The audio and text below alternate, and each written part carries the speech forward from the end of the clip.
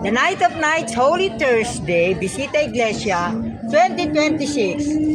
As a pilgrimage delegation, we are dedicating ourselves, we are consecrating.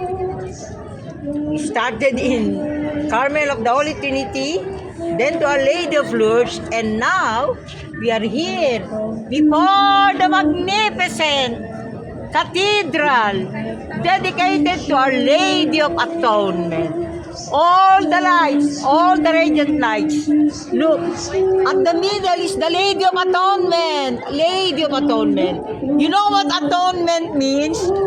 Making reparation. So now, since this Bayumbong, Sacred Prophetic Bayumbong, Nueva Vizcaya delegation, has been doing atonement, reparation, for the Philippines, for the world. So I'm so honored and blessed to present them to you, Our Lady of Atonement. And here is our brother Mandito Naslangan. He is here representing Congress, House of Representatives, and the Senate.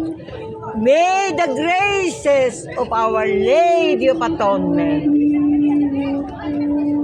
overwhelm, overflow, embrace, overshadow the House of Representatives and the Senate 2026 for the Philippines and for the world.